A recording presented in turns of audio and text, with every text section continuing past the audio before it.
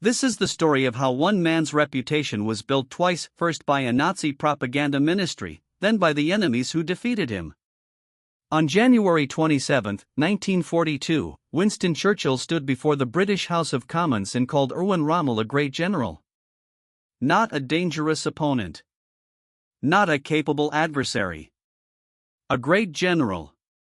Churchill was losing the Desert War, and he needed a story to tell his country, one that framed British defeats as something other than British failure. So he handed them one, that the Afrika Korps was led by a military genius so uniquely skilled that no ordinary British commander could have stopped him. The myth did not start in Berlin. Churchill built it in London, and it has never fully died. What followed was 70 years of a carefully layered legend: the Desert Fox, the chivalrous warrior, the clean-handed general who fought a war without hate and died resisting the regime he served. Almost none of it holds up. Erwin Rommel was a genuine tactical innovator who owed his rise to Adolf Hitler's personal favoritism, squandered his strategic opportunities through chronic logistical blindness, operated alongside a planned SS death squad without documented objection, and spent most of the war in dedicated service to a regime whose crimes he never meaningfully opposed. And when the war was clearly lost, he was quietly kept in the loop by men planning to kill the Führer, and he never reported them. The gap between that record and the legend is what this video is about. Not to dismiss real tactical skill where it existed. Not to cast Rommel as a war criminal the evidence does not support. But to trace exactly how a legend gets manufactured, who builds it, who profits from it, and what gets buried underneath. Understanding Rommel starts with understanding where he came from, because where he came from was not where German generals were supposed to originate. Born on November 15, 1891 in Heidenheim an der Brands, a small Württemberg market town, Rommel was the son of a schoolteacher and the grandson of one. The German Imperial Army ran on Prussian aristocracy, the Junker class, the old landed families who staffed the general staff and passed officer commissions down like property. Rommel was none of that. He was a middle-class boy from the Swabian provinces, and the general staff examined his application and turned him away. That rejection stayed with him for the rest of his life. The German Imperial Military of 1910 was a class institution at its core. Officers who wanted real careers needed the right family name, the right social connections, the right regional accent. A schoolteacher's son from Württemberg was, by the unwritten customs of the institution he had joined, a permanent outsider regardless of what he could do on a battlefield. That structural exclusion shaped everything that followed: the relentless aggression, the willingness to push far beyond what orders permitted, the craving for recognition that no amount of recognition ever fully satisfied. Rommel spent 40 years proving something to people who had already decided the answer. He worked his way through infantry school, earned his commission in January 1912, and spent the next 2 years learning that speed and aggression could substitute for social connection. When the First World War opened in 1914, he finally had his arena. The Western Front was not where Rommel made his name. Italy was, specifically, October 1917, at Caporetto, where the legend first took shape. Leading a detachment of the Württemberg Mountain Battalion through a 52-hour continuous engagement on Monte Madiger, Rommel moved through fog and across ridgelines and deep behind Italian positions without waiting for orders from above. His detachment captured approximately 9,000 prisoners and 81 artillery pieces at a cost of 6 dead and roughly 30 wounded. Speed was the weapon. Not firepower, not numbers. His detachment was outnumbered throughout, but the speed of appearing where the enemy had not yet understood he needed to defend. What that World War I career reveals, examined closely, is less a tactical template than a psychological one. Where other commanders waited for artillery, waited for adjacent units to come up, waited for clearance from higher headquarters, Rommel moved. Through the night he pressed forward when other units held. Through fog he advanced when other units stopped. Italian lines found an enemy behind them before the Italians had processed that their flanks were gone, and the result was not the product of superior force but of a man who had concluded that getting inside the enemy's decision cycle was worth any amount of institutional friction with his own side. Days after Madiger, he repeated the formula at Longarone, adding approximately 10,000 more prisoners to his tally. On December 10, 1917, the German military awarded him the Pour le Mérite, the Blue Max, the highest combat decoration the Empire could give. At 26, he was one of only a handful of men below general rank to hold it. The Pour le Mérite episode tells you something about Rommel's character that no battle account can. His regimental commander had filed the initial recommendation for a different officer, and Rommel spent weeks lobbying in response, writing letters, demanding documentation of his own role, refusing to let the matter rest until the medal came to him. Characteristically direct and entirely unembarrassed, the lobbying was exactly the kind of thing the general staff found ill-mannered. Rommel did not care. That friction between his directness and the institution's preference for gentlemanly deference never resolved. 19 years after Caporetto, he published a detailed account of those operations under the title Infantry Attacks. The book sold well. Adolf Hitler read it, recognized in it a confirmation of something he already believed, that personal will and boldness could substitute for conventional institutional caution, and two men with that conviction in common were going to find each other useful.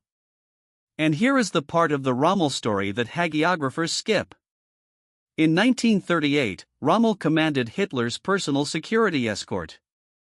In 1939, he commanded the Führerbegleitbataillon, Hitler's bodyguard battalion, through the Poland campaign.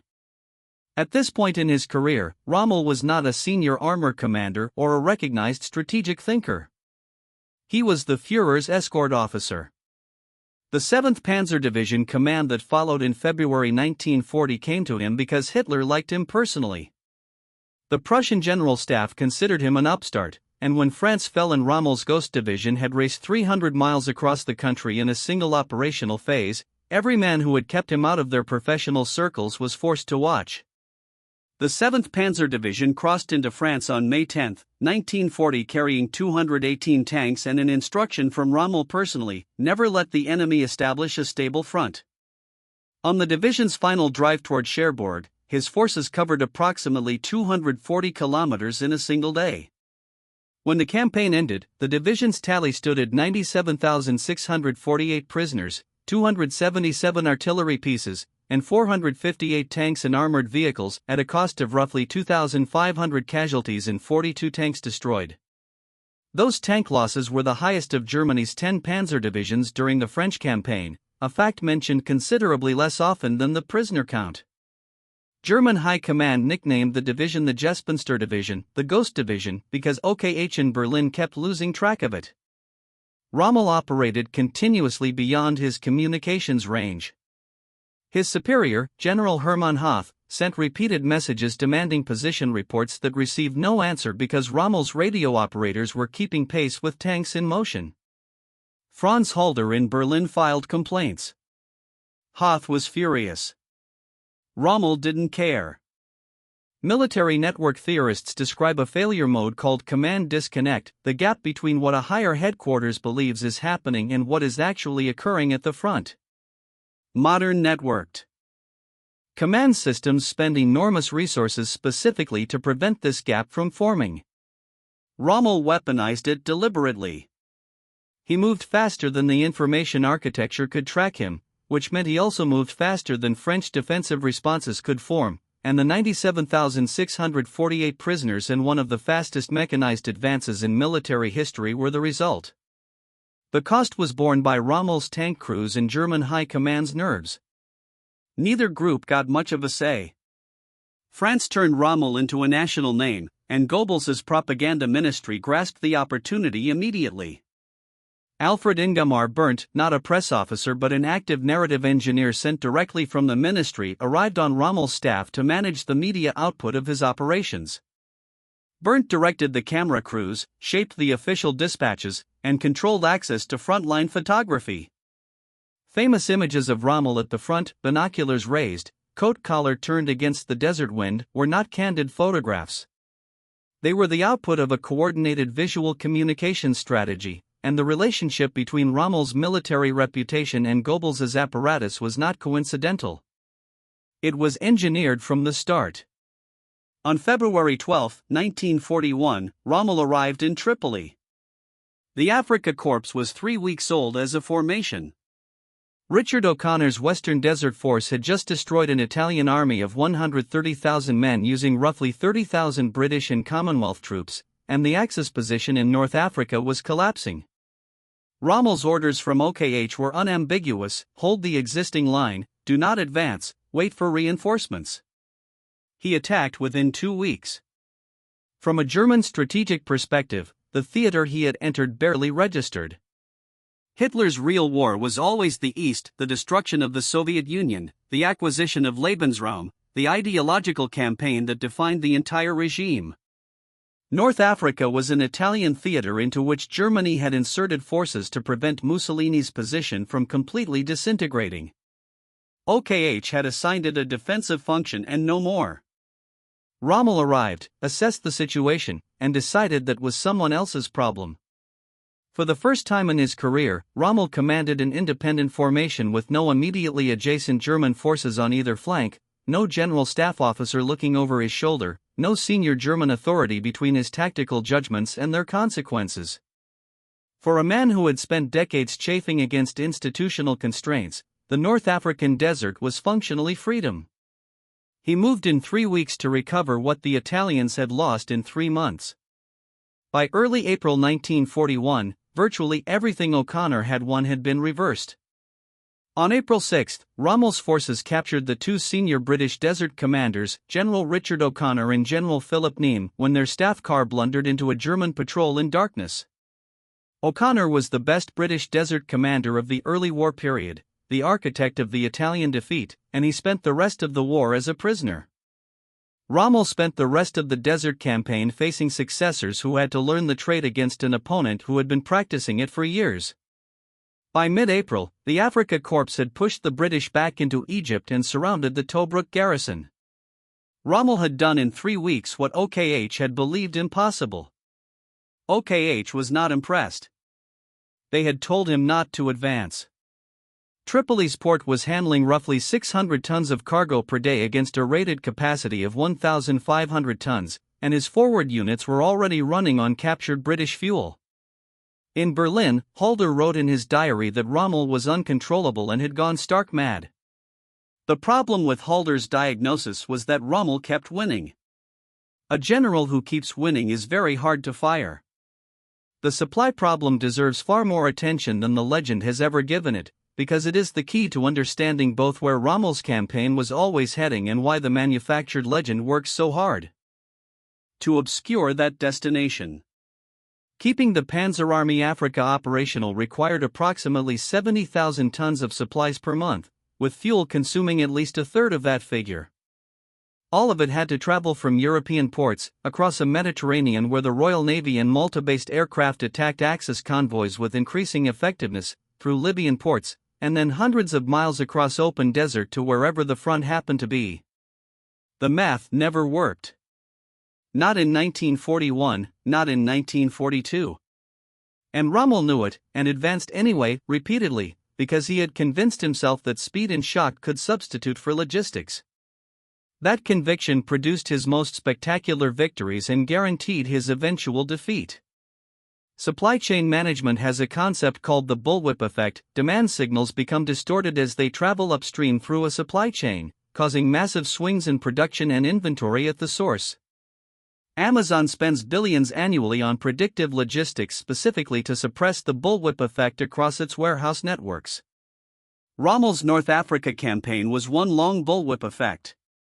Every successful advance told his forward units that more was achievable, while at the source, Italian ports, Mediterranean convoys, North African roads, the supply chain oscillated further and further out of control. He was optimizing the last mile while the first mile was already failing. The Tobruk siege dragged through 1941 without conclusion. Operation Crusader, launched by the British in November 1941, came within reach of destroying the Afrika Korps entirely.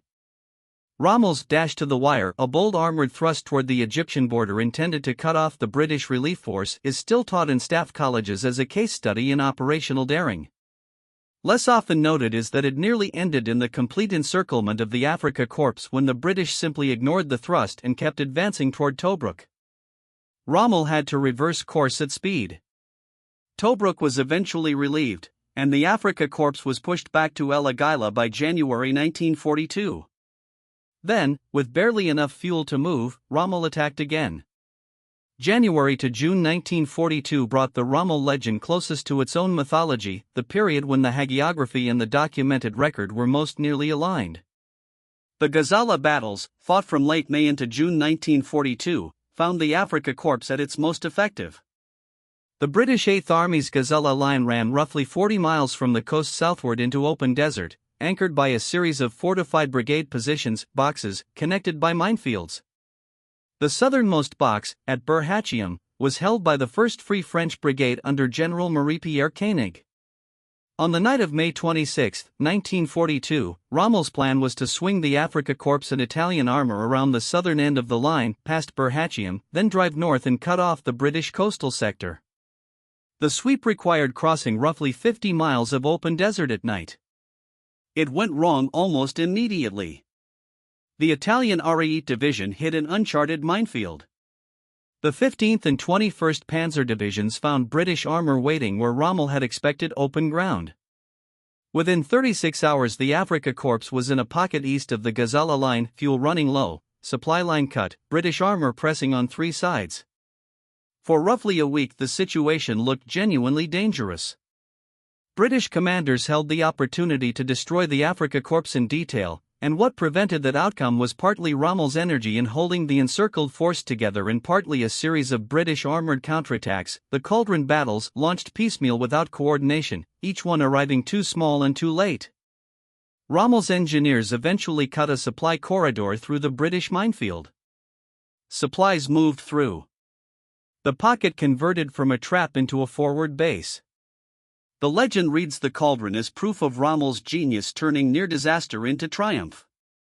Military historians read it as evidence that Rommel's plan created a vulnerability a better coordinated British command would have exploited, and that the same impulsiveness that produced the encirclement produced the escape. Whether that pattern is genius or recklessness depends on whether you're reading the outcome forward or backward from the result. Bir Hachiam, where Koenig's Free French held out for 2 weeks against repeated Axis assaults before evacuating on the night of June 10, imposed an operationally significant delay on Rommel's southern flank that his plan had not budgeted for. The hagiography treats Bir Hachiam as a footnote. The operational record shows it forced diversions of resources and time that constrained what Rommel could do next. Tobruk fell on June 21, 1942, roughly 33,000 British and Commonwealth prisoners walking into captivity in a single day, and Churchill learned the news while meeting President Roosevelt in Washington, describing it as one of the most humiliating moments of the war. The Axis had gone into the battle with roughly 90,000 troops and approximately 333 tanks against a British 8th Army of approximately 118,000 men, 700 tanks, and 600 guns. The British had more of everything, and Rommel won anyway. On June 22, 1942, Hitler promoted Erwin Rommel to Generalfeldmarschall. At 50, he was the youngest field marshal in the German military. The announcement landed in Germany with maximum fanfare. Within hours of Tobruk's fall, Rommel sent Hitler a message requesting permission to continue the advance into Egypt immediately. Captured British supplies made it possible, he argued. Hitler agreed.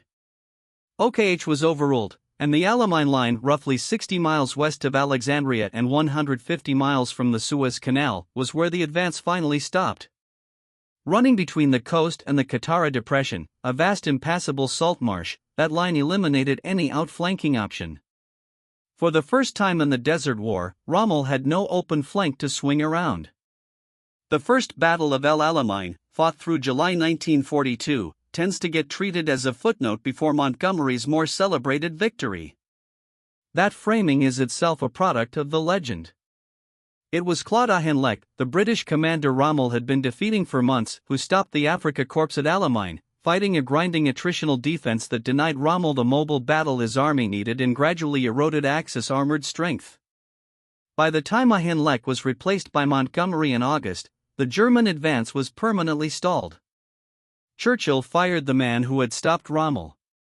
Montgomery received the credit for finishing the job. The Second Battle of El Alamein opened on October 23, 1942, and Rommel was not there. He was in Germany being treated for serious illness, low blood pressure, gastric problems, and what appears to have been near physical collapse from 2 years of continuous desert campaigning. His temporary replacement, General George Stumm, died of a heart attack on the first day. Rommel flew back on October 25 and returned to a situation already beyond recovery. Second Alamein's numbers make the outcome read like arithmetic. Montgomery's 8th Army deployed approximately 195,000 men, more than 1,000 tanks including the new American-built Sherman, 900 artillery pieces, and roughly 800 aircraft. Against that, Rommel's Panzer Army Africa had approximately 116,000 troops, half of them Italian, 540 tanks, 500 guns, and fuel reserves measured in days. By the fourth day of the battle, the 15th Panzer Division had 31 operational tanks remaining from the 119 it had started with. By the time the retreat began, the ratio of operational British to German tanks stood at roughly 5-1. The supply situation had already been catastrophic for weeks before a single gun fired. Malta, resupplied by the Operation Pedestal convoy in August, had resumed full operations against Axis shipping, and in September 1942 alone Allied forces sank 100,000 long tons of Axis shipping, including 24,000 long tons of fuel specifically destined for Rommel's forces. The Afrika Korps was consuming supplies faster than convoys could deliver them. By the time Montgomery's 908 guns opened along a 15-mile front on the night of October 23, Rommel already knew the battle was lost before it had begun. Montgomery's barrage was a deliberate imposition of attritional warfare on a battlefield that had for 2 years been defined by mobility and improvisation. The intention was to grind down Axis armor through sustained exchange, a crumbling battle, in Montgomery's terminology, rather than give Rommel the fluid mobile environment where the Afrika Korps operated best.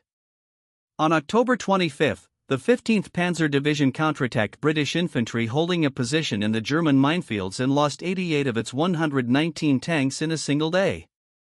German industrial production in the autumn of 1942 was running near its wartime peak, but the production was going to the Eastern Front, not to a theater that Hitler had never considered strategically decisive. Rommel asked permission to retreat. Hitler refused, issuing a victory or death order demanding he hold ground and fight to the last. Rommel started withdrawing anyway, then halted briefly when the order arrived, then resumed. He later identified the temporary halt as his greatest tactical mistake in the entire North African campaign. German casualties at Second Alamein totaled approximately 1,149 killed, 3,886 wounded, and 8,050 captured. Italian losses ran to approximately 971 dead, 933 wounded, and 15,552 captured. Nearly all the artillery was left in the desert. Rommel retreated 1,400 miles in 3 months. Buried in the intelligence history of the North African campaign is a detail the Rommel legend has never fully absorbed. From approximately October 1941 through June 1942, the Afrika Korps received detailed, accurate intelligence on British dispositions, plans, and strengths through a compromised American cipher system that German intelligence called the Good Source. Colonel Bonner Fellers, the American military attaché in Cairo, was transmitting detailed assessments of British tank strength, troop positions, planned offensive operations, and the personal judgments of British commanders directly to Washington, and every report was being read in Berlin. Rommel's headquarters received processed summaries. The product was woven into his operational planning. In late June 1942, American signals intelligence discovered the compromise and changed the cipher. The Good Source went dark. Within weeks, Rommel's intelligence picture went from extraordinary to ordinary, and his subsequent operations showed it.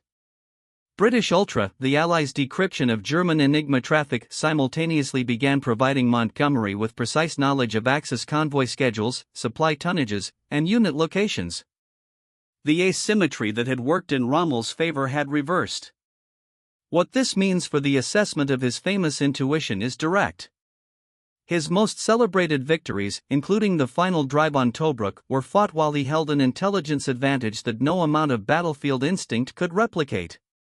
His defeats accelerated after that advantage disappeared. The legend deals in genius. The historical record deals in logistics, ciphers, and fuel.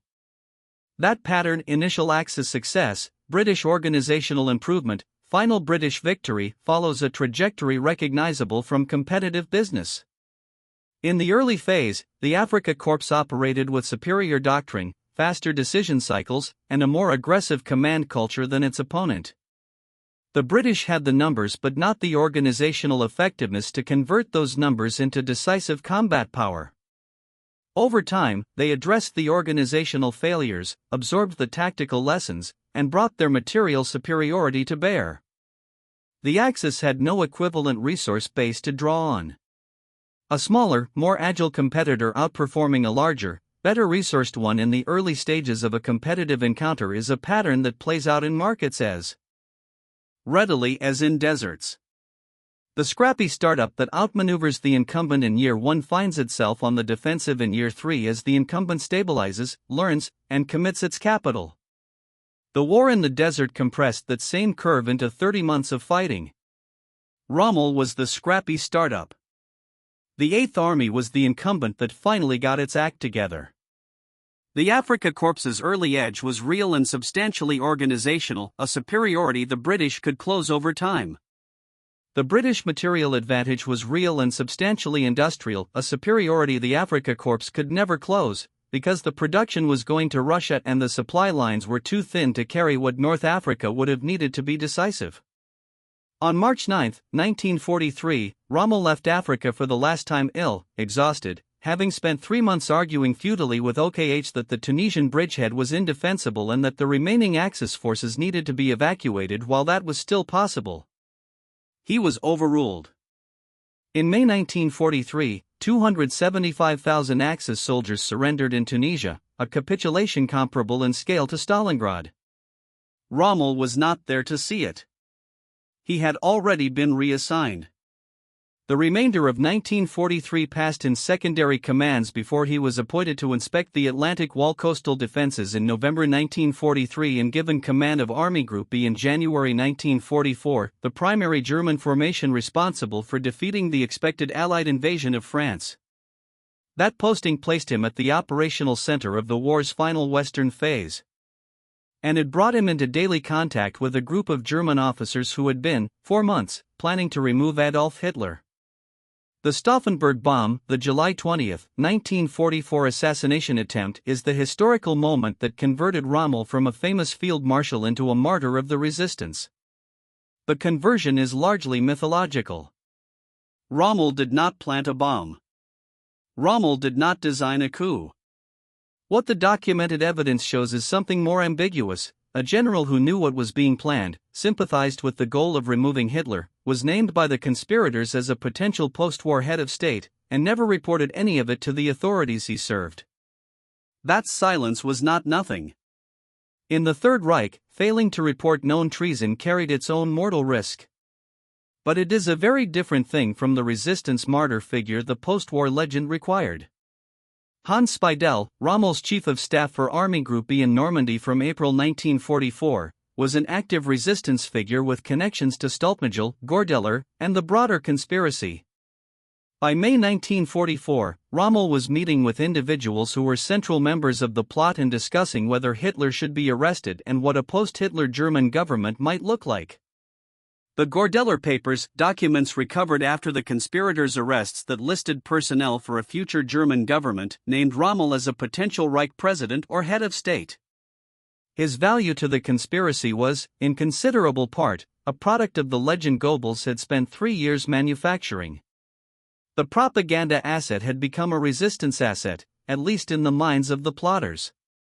The most substantive recent documentary evidence of Rommel's involvement came in 2018. When historian Christian Schweitzer discovered a collection of papers belonging to Rudolf Hartmann, a retired German officer with resistance connections. published in 2019 by Schweitzer and Peter Leip through the Bundeswehr's Military History Research Office. The Hartmann papers include an account of a May 1944 meeting between Rommel and resistance figures, along with photographs of resistance inner circle members, including Speidel, Stulpagel, and Rommel himself, gathered at Morel Marly on May 15, 1944. The photographs do not prove Rommel was planning a coup. They confirm he was spending time with men who were. The most defensible summary of what the evidence permits, Rommel knew. He did not report what he knew. He appeared to prefer negotiation over assassination as a method. He was incapacitated by wounds on July 17, 1944, 3 days before the bomb went off, and played no operational role in the attempt. That is where the documented record stops. On July 17, 1944, an RCAF Spitfire strafed Rommel's staff car on a road near Livarot in Normandy. The attack fractured his skull in multiple places. He was evacuated, operated on, and was still recovering at his home in Herlingen when two German generals, Bergdorf and Mazel, arrived on October 14, 1944, carrying a message from Adolf Hitler. The message was simple. The Gestapo investigation had connected Rommel to the July 20 plotters. Two options were available: stand trial before the People's Court, where conviction was certain and the sentence was death, or take cyanide, with a guarantee that his family would be protected and he would receive a state funeral with full military honors. Rommel told his wife Lucy and his 15-year-old son Manfred what was happening, got into the general's car, and was dead within minutes. The official German announcement attributed General Feldmarschall Erwin Rommel's death to wounds sustained in the Normandy strafing attack. Gerd von Rundstedt delivered the funeral eulogy unaware that the man he was eulogizing had been murdered by the regime paying for the ceremony. Hitler sent a wreath. The German public mourned a hero. The truth emerged in fragments. Allied interrogators interviewed Lucy Rommel in April 1945, and Manfred Rommel, then 15, wrote a letter describing what his father had told the family before getting into the car. The record became public, and then, in 1950, Brigadier Desmond Young published a biography. Young had served in North Africa and had briefly been a prisoner of the Afrika Korps. His book, titled The Desert Fox, went through 8 editions in its first year and launched a film of the same name in 1951 with James Mason in the lead. It established 3 themes that dominated Western Rommel discourse for the next generation: that Rommel was indifferent to Nazi ideology, that he was a military genius, and that the North African campaign was a chivalrous contest, a war without hate. War Without Hate, Krieg ohne Hass, was in fact the title of Rommel's posthumous memoir, co-edited by his widow Lucy and former Chief of Staff Fritz Bayerlein and published in Germany the same year as Young's biography. The phrase did not document a set of verified practices or confirmed orders. It described a desired image, and that image was amplified 3 years later when Basil Liddell-Hart, the most influential British military theorist of the 20th century, edited and published the Rommel Papers in 1953. Liddell-Hart's involvement in the Rommel legend is one of the more striking cases of motivated historical construction in the post-war period. Through the 1920s and 1930s he had developed a theory of warfare he called the indirect approach, the idea that decisive results came from attacking an opponent's flanks and rear rather than frontally. When the German Blitzkrieg campaigns appeared to vindicate exactly that theory, Liddell-Hart wanted credit, and editing the Rommel Papers with Bayerlein, in cooperation with Lucy and Manfred Rommel, allowed him to position Rommel as the practical embodiment of his theories, to suggest, in effect, that the Desert Fox had been his pupil. Political scientist John Mearsheimer, examining Liddell-Hart's body of work in 1988, argued that the theorist had manipulated post-war German testimony to build a narrative that served his own intellectual reputation. The British had their own reasons for the legend, and those reasons reveal something about how military mythology operates more generally. After the fall of Tobruk in June 1942, 33,000 men, the largest British Empire surrender since Singapore, Churchill faced a genuine political crisis, with motions of no confidence in Parliament and his generalship openly challenged. The 8th Army had held a material advantage over the Afrika Korps at Gazala in virtually every category and had still been defeated. Explaining that defeat required either indicting British command at multiple levels, or producing a single extraordinary cause. A German genius was politically far more useful than a cascade of British command failures, so Churchill praised Rommel in Parliament, the British press amplified the praise, and the structural deficiencies of British armour doctrine and command coordination were quietly attributed to the myth figure rather than the institution. Martin Kitchen, whose 2009 biography of Rommel is among the most critically rigorous in English, argues that the desert's sparse population and the fact that the Afrika Korps never reached the major Jewish populations of Egypt and Mandatory Palestine were geographic accidents that protected Rommel's reputation. The Wehrmacht's crimes in the East, the murder of Soviet prisoners, the systematic murder of Jewish populations in occupied territory, were not geographically available in the desert. The relative cleanliness of the Desert War was not a product of Rommel's character. It was a product of who lived where. The propaganda architecture Goebbels built around the African campaign was doing something historically unusual, constructing a military celebrity in real time, during active operations, for domestic consumption. Previous German military leaders Hindenburg, Ludendorff, Manstein had their reputations built retrospectively, through memoirs and post-war accounts. Rommel's image was being managed while he was still in the field, which meant the image was itself functioning as a tactical instrument. When German troops read that the Desert Fox had outmaneuvered yet another British army, morale rose. When the British press reproduced the same stories, and they did, because the alternative was explaining why the Eighth Army kept losing to a numerically inferior force, anxiety in the enemy's ranks rose with it. The myth was doing work on both sides of the battlefield simultaneously. Goebbels monitored British and American press coverage of Rommel as closely as he monitored German domestic reception, and his diary from 1941 and 1942 makes this explicit. Rommel was not a passive subject of this process. He understood the value of the image Bernstein was creating and cooperated with it actively. His letters to Lucy, published after the war, show a man intensely aware of the gap between his public persona and his private anxieties, writing to her about supply failures and doubts regarding the campaign's sustainability while projecting confidence and forward momentum in the official dispatches Berndt shaped.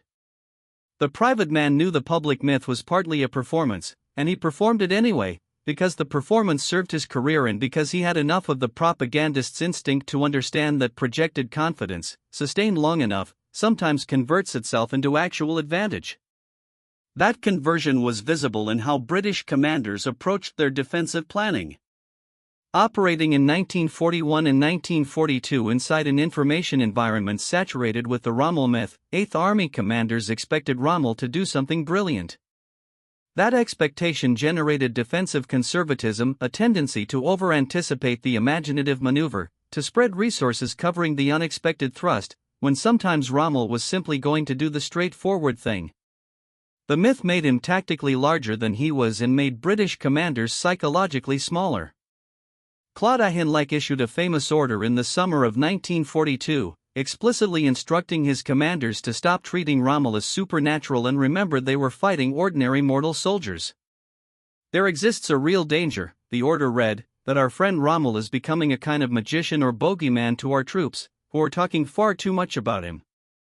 He is by no means a superman. The order failed.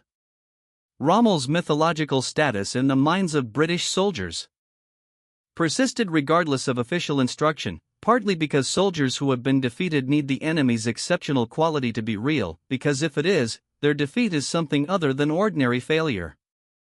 What the legend consistently minimizes about the North African campaign is the Italian dimension, and the distortion runs deeper than it might appear. Panzerarmee Africa was never an all-German force. Italian troops constituted the majority of Axis manpower at various points, and formations like the Areit Armored Division, the Trieste Motorized Division, and the Folgore Parachute Division fought alongside the Afrika Korps throughout with considerably more effectiveness than the standard unreliable Italian ally framing suggests. Areit was effectively destroyed fighting rearguard actions at Second El Alamein, absorbing punishment that allowed German units to escape. Folgore's resistance at Karat el Heimamat drew specific praise from British commanders who captured its survivors. Rommel's relationship with his Italian colleagues was consistently and publicly contemptuous. His dispatches and letters contain repeated complaints about Italian military performance, Italian command decisions, Italian supply management. Some complaints were legitimate. But the pattern of attributing Axis failures to Italian weakness and Axis successes to German operational genius served Rommel's personal narrative in ways that exceeded honest military assessment. When the campaign went well, the Afrika Korps drove it. When the campaign went badly, the Italians had let the side down. Historian James Sadkovich, in a 1991 study examining Rommel's actual communications against Italian operational records, documented this pattern directly. Sadkovich found that Rommel consistently scapegoated Italian allies for failures that had multiple causes and was squandering largely Italian resources while attributing the results primarily to German skill. Blaming the ally is a standard defensive maneuver for a commander whose own decisions are under pressure. Its prominence in the Rommel record complicates the chivalrous warrior narrative considerably. Supply had a specifically Italian dimension that also gets lost in the legend. Most of the merchant shipping crossing the Mediterranean was Italian tonnage, crewed by Italian sailors, under the direction of the Regia Marina and Supermarina naval commands, and when that shipping was sunk by the Royal Navy and Malta-based aircraft, Italian sailors drowned. Rommel consistently blamed the logistical crisis on Italian organizational incompetence, but the crisis was substantially the product of the Royal Navy's effectiveness and Malta's proximity to the convoy routes, factors the Italians had limited ability to control. His analysis placed the blame where it was most convenient for his record. Evidence places it somewhere else. The question of what the North African theater meant strategically, beyond the tactical drama the legend celebrates, is something the hagiographic literature systematically avoids. Martin Kitchen makes the case bluntly: North Africa held almost no strategic interest for Hitler whatsoever. The Führer's attention, resources, and operational energy were focused on the Eastern Front, where the real war, from the Nazi regime's ideological perspective, was being fought. North Africa was a theater of political obligation, not strategic intention.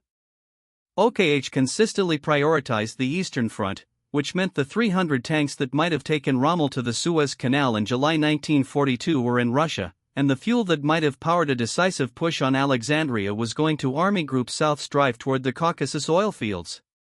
This creates a genuine paradox at the heart of the legend.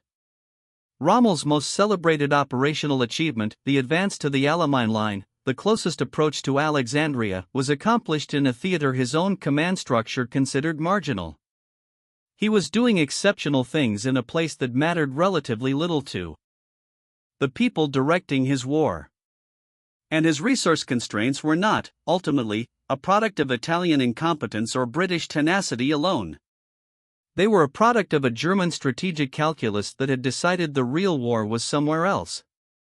For their own reasons, the British converted this marginal theater into the central drama of their war narrative. Fighting in North Africa was the only sustained land engagement between British Commonwealth forces and German ground forces until the invasion of Sicily in July 1943. For 3 years, El Alamein and Tobruk and Gazala were the British Army's story in a way that no Eastern Front battle could be, simply because the British Army was not on the Eastern Front. By default, the Desert War became the British war in public memory, and Rommel's legend expanded to fill the space. The Normandy period, from January to July 1944, added the final layer to Rommel's wartime record. His debate with Gerd von Rundstedt over how to handle the expected invasion was a genuine strategic disagreement. Rommel argued that the Allied landing had to be defeated on the beaches, that once a beachhead was established and Allied forces began building up, the combination of Allied air power and industrial capacity would make any German counterattack impossible. Defeat them at the waterline, before they could consolidate, and do it within hours of the first landings. Von Rundstedt held the opposite view, that the Allies would feint at one location and land in force at another, and that committing armored reserves to an initial landing position risked putting them opposite a diversion. Hold the reserves back, identify the main effort, then strike in concentration.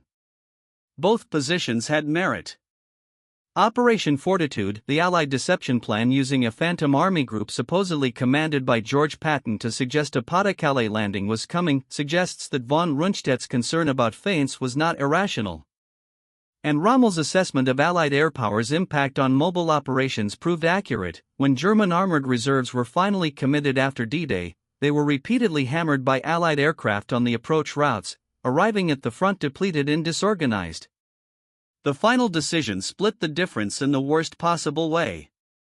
Some reserves were pre-positioned near the coast as Rommel wanted, but the strategic reserve sat under OKW control, unavailable to either Rommel or von Rundstedt without Hitler's personal authorization. When the Normandy landings came on June 6, 1944, Hitler was asleep and his staff refused to wake him. By the time the armored counterattack was authorized, the window had closed. Rommel was not at his headquarters on June 6. He was in Germany visiting Lucy on her birthday, having assessed the early June weather conditions as too poor for a major amphibious landing. The assessment was wrong. He drove back to Normandy as fast as he could.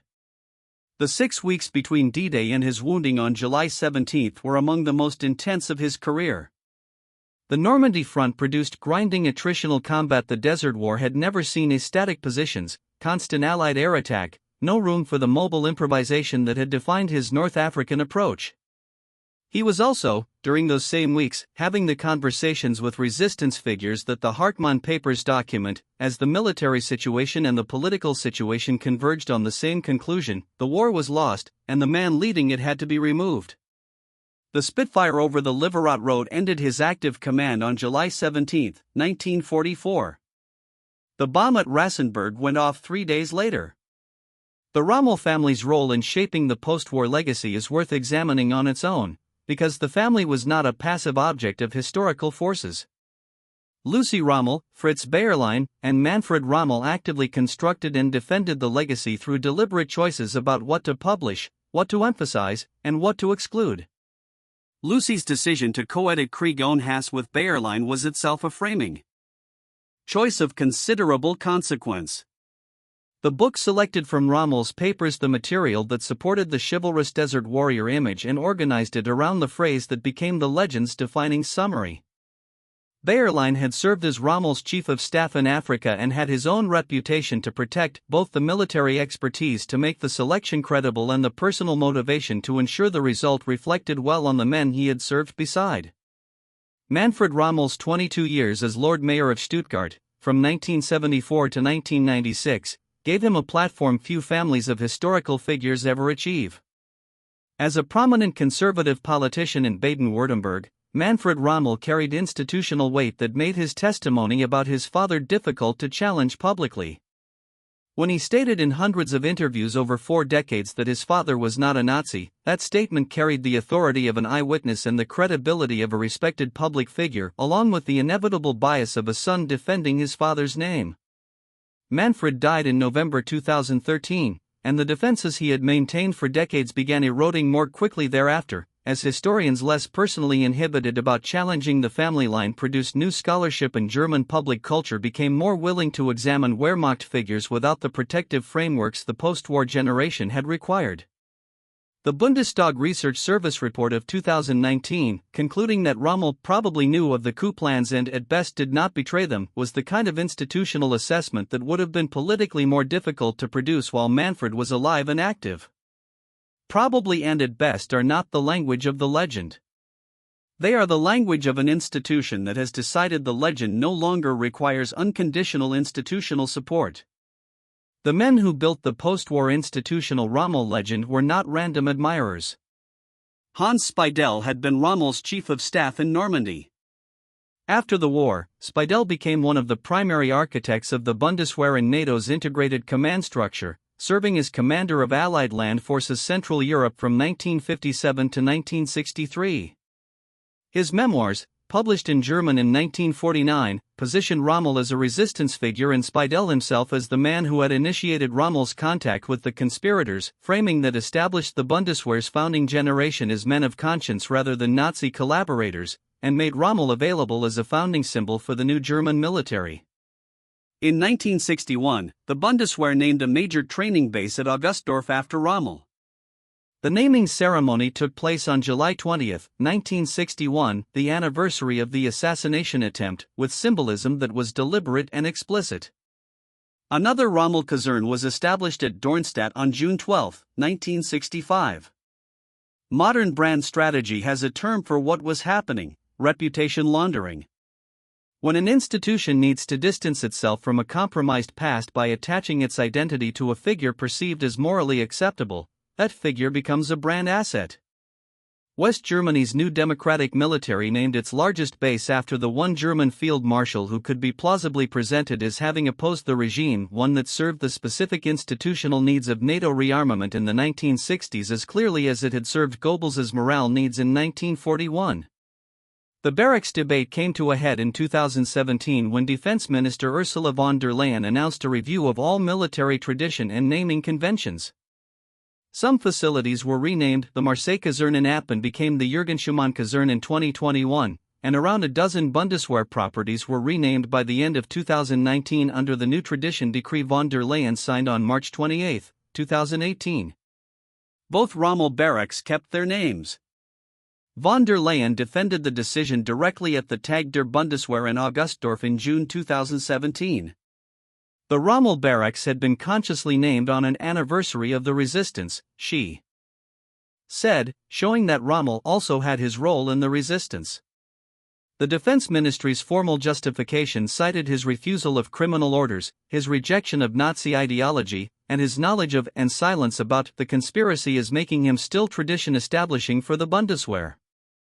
Standing in Heidenheim, a steel sculpture of a landmine victim on crutches casts its shadow across Rommel's name and says something about this that no policy document does. At El Alamein, the Devil's Gardens, roughly 5 miles deep with approximately 500,000 mines, slowed the British pursuit after the Second Battle and bought the Afrika Korps time to retreat. Those mines continued killing people for decades after the armies left. Libyan and Egyptian governments have been clearing minefields since the 1950s. International demoning organizations have been working the problem since the 1980s. Every year, farmers, children, and travelers die or lose limbs to ordnance placed there by armies fighting a war that ended in 1943. The war without hate is still producing casualties. The monument in Heidenheim does not claim Rommel personally named any specific person. It says the war without hate left behind something that hates indiscriminately, permanently, without any regard for the legend of the man whose campaigns produced it. The legend fits on a movie poster. That image fits better on a warning sign in a field that is still being cleared. On October 18, 1942, Hitler issued the Kommandobefehl, an order requiring that all captured Allied commando troops be executed immediately, regardless of whether they wore uniforms. Illegal under the laws of war and constituting a war crime, the order was explicit about what was required. Historian Peter Leip's examination of the documented evidence indicates that Rommel did not pass this order to his subordinates, and units under his command continued treating captured Allied commandos as regular prisoners of war. That refusal is real. It deserves to be on the record. Rommel received a specific criminal order, and his men did not carry out the executions the order required. But that documented refusal exists alongside a different documented reality, the question of Walther Roff and Einsatzkommando Egypt. Roff was an SS Obersturmbannführer who had, in 1941 and 1942, helped design and deploy the mobile gas vans used in the systematic murder of Jewish populations in occupied Soviet territory. By 1942, commanding a small SS unit of approximately 24 men formed under the designation Einsatzkommando Egypt, his purpose was explicit: to follow the Afrika Korps into Egypt and begin murdering the Jewish population of Egypt in Mandatory Palestine once Rommel's forces conquered them. The United States Holocaust Memorial Museum, in its Holocaust Encyclopedia entry on Rommel, uses the word problematic to describe the relationship between Rommel's command and this planned extermination unit. Roff met with members of Rommel's staff in 1942. As the USHMM states directly, no evidence exists to record Rommel's position on the proposed measure, but he was certainly aware that planning was taking place. A post-war CIA report claims Rommel angrily rejected Roff's proposals at a meeting. Historians Klaus Michael Mollmann and Martin Kuppers, who produced the most thorough study of Einsatzkommando Egypt, argue the described meeting could not have occurred as the CIA document states. What can be said with certainty is this: a unit designed for mass murder was attached to the operational theater Rommel commanded. That unit met with his staff. Rommel was certainly aware that planning was taking place. The war without hate leaves no room for any of it. During 6 months of German occupation of Tunisia, approximately 2,500 Tunisian Jews were subjected to forced labor under German administration. Most of the documented atrocities were organized by Roff's unit, the same Einsatzkommando Egypt, now operating in Tunisia rather than Egypt. The machinery of the Holocaust was traveling with the Afrika Korps, and the war without hate framing has never adequately addressed that fact. Manfred Rommel acknowledged in his more candid moments that his father had not understood anti-Semitism as a central driving force of Hitler's worldview, rather than a political instrument among others. That admission is among the most precise summations of Erwin Rommel that exists. Not a monster. Not a saint. A genuinely gifted tactical commander who spent his career in service to a monstrous regime without, apparently, ever fully reckoning with what that service meant. The question the legend was always designed to deflect is the simplest and hardest one.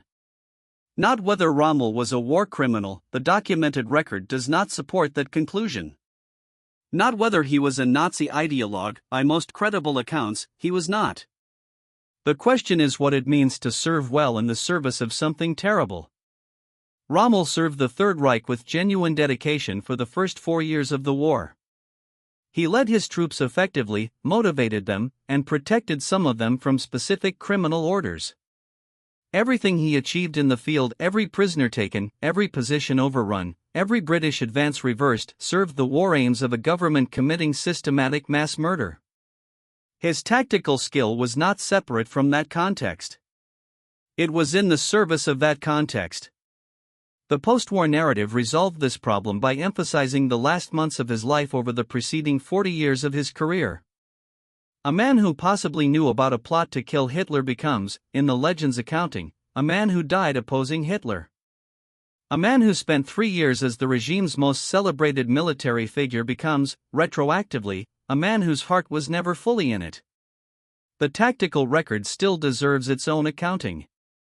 From February 1941 to March 1943, Rommel took a demoralized Italian-German force and drove it across 1,000 miles of desert in weeks, defeated numerically superior British forces repeatedly through speed and combined arms coordination, and built the Afrika Korps into the benchmark against which Allied commanders measured their own performance.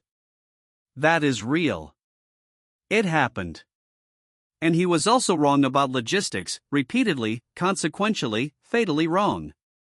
Every major advance outran his supply lines. Every major defeat was preceded by a logistical collapse he had been warned about and refused to take seriously. The defeat at Second El Alamein was not primarily about tactics, it was about 24,000 long tons of fuel sitting at the bottom of the Mediterranean. A general who wins mobile battles but cannot keep his army supplied is a general borrowing time against a debt that always comes due. Intelligence complicates the tactical picture further. Good source gave Rommel a real-time picture of British intentions that no amount of battlefield instinct could replicate, and his most spectacular victories were all fought while it was running at full capacity. When the good source went dark in June 1942 and Ultra began feeding Montgomery precise knowledge of Rommel's supply state, convoy schedules, and unit locations, the asymmetry that had worked in Rommel's favor had simply reversed. The mythology of Desert Fox cunning and the reality of cipher warfare are two different explanations for the same sequence of victories and defeats. Peter Leap, whose scholarship on Rommel is among the most careful produced in the past 2 decades, concluded that the field marshal was a Nazi general in some aspects, while not an anti-Semite, not a war criminal, and not a radical ideologue. Someone who could not be put into a single drawer. That is the most precise verdict the documentary record permits, too complex for either the hagiography or simple condemnation, and too politically useful across too many decades to be allowed to remain merely complex. Rommel did not invent blitzkrieg. The operational concept was developed through the interwar period by theorists including Heinz Guderian, and Rommel's contribution was not conceptual innovation but practical demonstration, the application of combined arms maneuver warfare under real combat conditions in a way that revealed both the method's possibilities and its limits. The limit he demonstrated most clearly was the supply problem.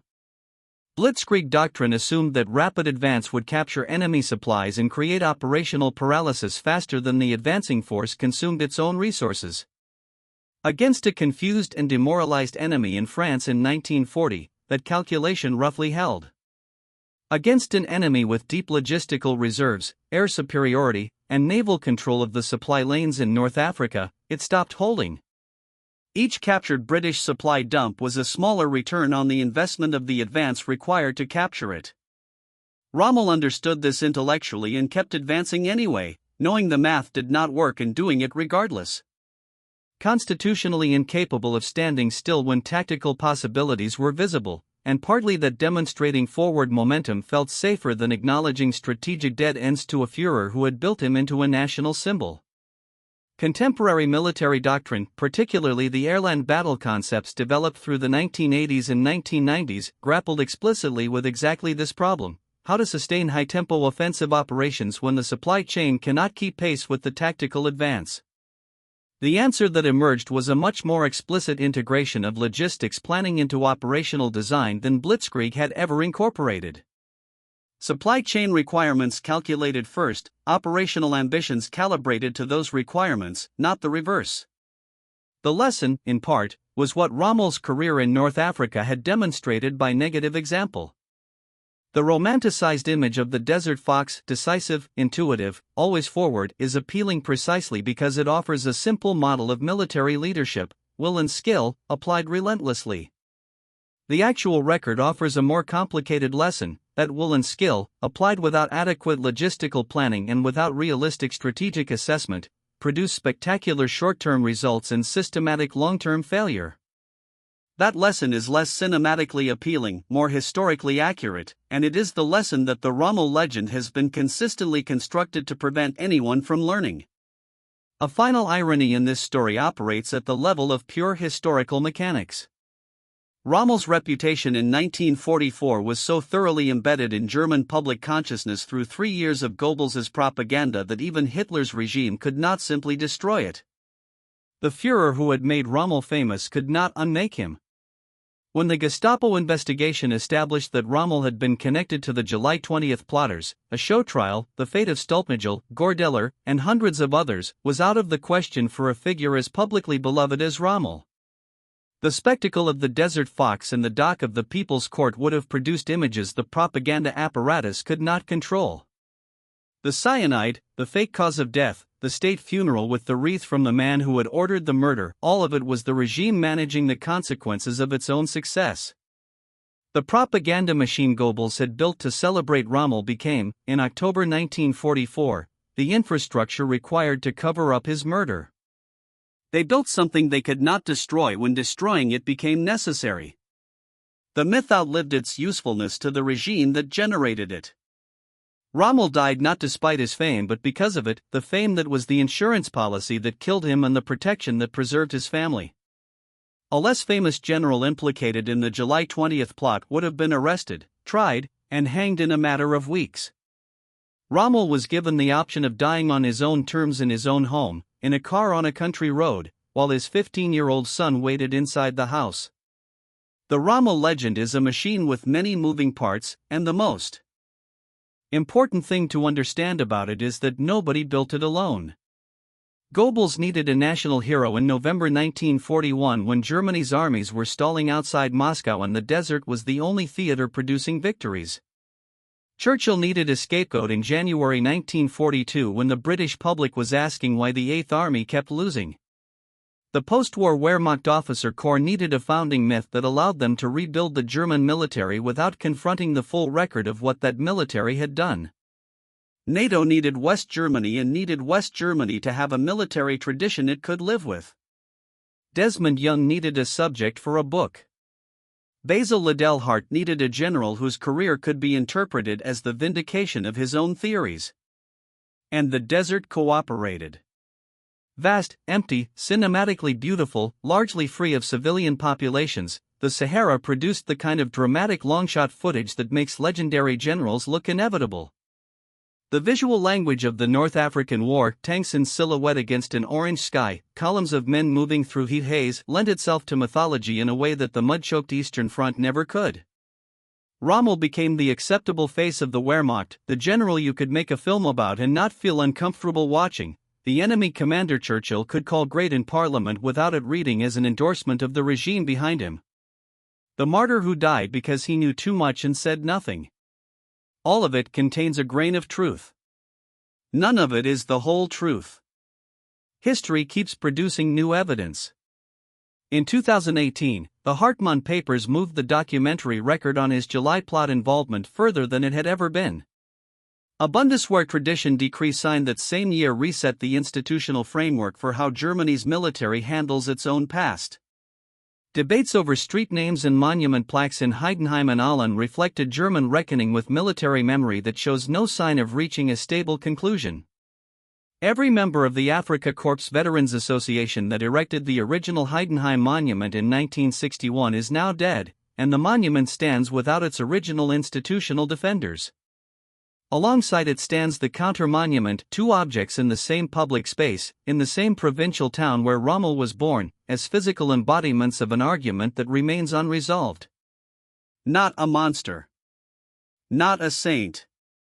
A gifted tactical commander who rose through his country's most brutal regime on the strength of personal favoritism and genuine skill, who disobeyed one criminal order we know of and complied with the general direction of the criminal enterprise that issued it, who knew something was being planned against the man he served and kept that knowledge to himself, and who died taking cyanide rather than face a show trial, a death that was then used by everyone from the regime that murdered him to NATO's alliance managers to construct a figure the documented record does not fully support. The Desert Fox is one of history's most successful pieces of brand architecture. Built on a real foundation, real battles, real tactical skill, real courage under fire, but extended and decorated and polished by successive layers of interested parties until the architecture became more visible than the man underneath. The man underneath was Erwin Rommel, born in Heidenheim, decorated at Caporetto, promoted by Hitler, feared by Churchill, defeated by logistics and ciphers and mathematics, implicated in a conspiracy he didn't join, coerced into a death he chose only because the alternative was worse, and buried with full military honors while his murderers sent wreaths. The mines in Libya are still being cleared, and everyone that is found adds, silently, to an accounting that no single biography has yet fully completed. The ledger on Erwin Rommel is not closed. That story does not require embellishment. It only requires that we stop telling the other one.